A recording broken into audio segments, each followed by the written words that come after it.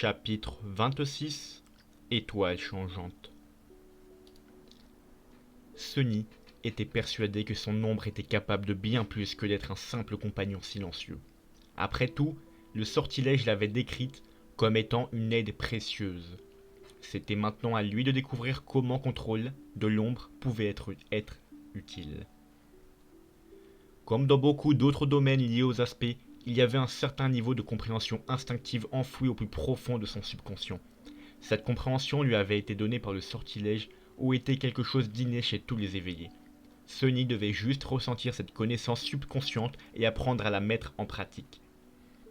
Une fois encore, il se concentra sur la perception de son corps et de son esprit, puis ordonna à l'ombre d'effectuer une série de mouvements simples. À chaque fois, il se familiarisait de plus en plus avec la sensation de contrôler l'ombre. Bientôt, c'était aussi naturel pour lui que de respirer et de marcher. L'ombre semblait faire partie intégrante de son corps. Satisfait de ce premier résultat, Sunny lui donna soigneusement un nouvel ordre. Sans interruption, l'ombre se détacha de la semelle de ses chaussures, marcha jusqu'à l'autre bout de la pièce et se retourna en le fixant d'un regard légèrement moqueur. Sunny n'avait plus d'ombre. Cela ne relève pas du tout de la science, pensa-t-il avec un sourire amusé. La science ne fut jamais vraiment appliquée à tout ce qui avait attrait au sortilège, après tout. Alors que l'ombre s'éloignait, il sentit une scission très étrange se produire dans son esprit. C'était comme si sa perception s'était séparée en deux sources distinctes. L'une était son corps, l'autre son ombre. Avec un peu d'effort, il réussit à se concentrer sur la deuxième source. Instantanément, sa vision se brouilla. Ouah s'exclama Sunny, surpris. Ouah entend l'ombre à l'autre bout de la pièce. Sunny cligna des yeux. Dans son esprit, il y avait maintenant deux images. L'une représentait la porte de sa chambre avec une ombre indifférente se tenant devant elle. L'autre représentait un jeune homme pâle assis sur une chaise, les yeux écarquillés et déconcertés. C'est moi. Il leva un bras et l'agita en l'air. Simultanément, le jeune homme pâle leva et agita le sien. Je peux percevoir le monde à travers mon ombre.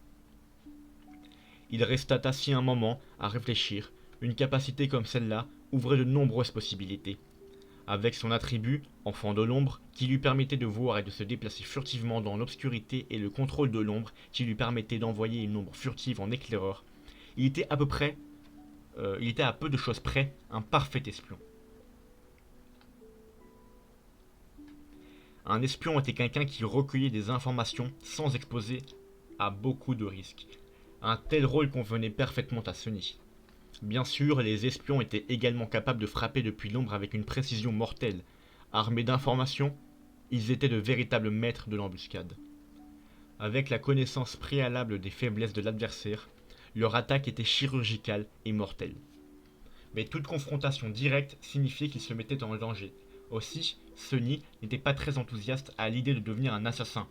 Après tout, son aspect n'avait toujours pas les moyens d'améliorer directement ses performances au combat. On le teste.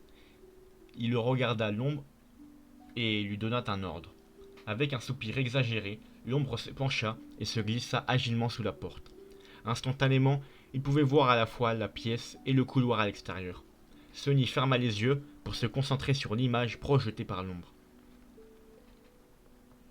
Se déplaçant furtivement d'une ombre à l'autre, il glissait dans le couloir avec un peu de timing et de considération. Son éclaireur était pratiquement invisible. Sunny passa devant un couple de dormeurs et écouta leur conversation. Ne la trouvant pas très intéressante, il a continué à avancer. Finalement, l'ombre s'arrêta à un coin du bâtiment. À sa gauche se trouvaient les ascenseurs, à sa droite, le chemin vers le dortoir des filles.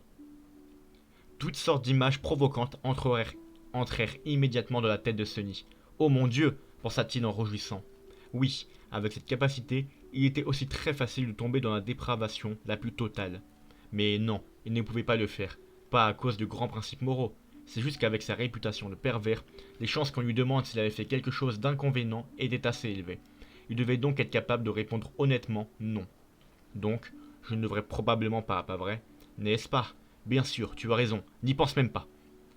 De retour dans sa chambre, Sunny soupira avec beaucoup de regret. Puis il ordonna à son éclaireur de se cacher dans l'ombre d'un dormeur qui passait et le suivit jusqu'aux ascenseurs. Quelque temps après, l'ombre de Sunny se cachait dans un coin d'un grand dojo. Il observait ses camarades dormeurs qui, sous la direction de l'instructeur Rock, suivaient les mouvements de la classe d'introduction au combat. La journée d'aujourd'hui était principalement consacrée à tester leurs compétences générales et leurs capacités. Après cela, les dormeurs allaient être séparés en groupes en fonction de leur niveau, comme novices, avancés ou même experts, ainsi que de leur arme de prédilection. Certains se verront attribuer un tuteur personnel ou seront pairés. En ce moment, les dormeurs donnaient à tour de rôle leurs coups de poing les plus puissants sur une large plaque reliée à une machine à mesure spéciale. Après chaque coup, la machine affichait un chiffre correspondant à la force physique du dormeur. En théorie, une telle machine n'était pas difficile à construire. Cependant, si l'on considère que de nombreux dormeurs possédaient des aspects orientés vers le combat qui amélioraient leur puissance de diverses manières, il s'agissait en fait d'une merveille d'ingénierie et de durabilité. Leur technique et leur entraînement affectaient également le résultat final. La plupart des gens obtenaient des chiffres compris entre 10 et 14. C'était considéré comme un bon résultat, quelque chose que seules les personnes les plus athlétiques pouvaient atteindre.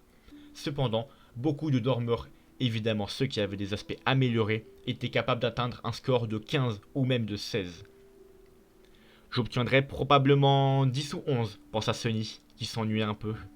Puis il se réveilla, soudainement, remarquant que c'était au tour de Néphis, la dormeuse la mieux notée de leur groupe, de frapper la plaque. La jeune fille, svelte, s'approcha de la machine et sans grande préparation, porta un coup soudain et écrasant. Sunny n'était pas très au fait des arts martiaux, mais même lui fut impressionné par l'économie et la rapidité d'exécution sans faille de son coup. Elle s'est beaucoup entraînée. Néphis devenait de plus en plus intégrante. Quel était son parcours? Après une courte pause, la machine afficha le résultat de 16. Sunny fut un peu déçu.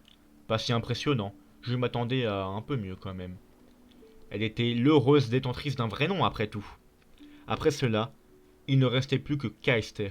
Cette fois, Sunny ne put même pas voir le point volant. Il était trop rapide. La machine tremblait et prenait plus de temps à calculer. Enfin, deux chiffres apparurent. 20 était 1.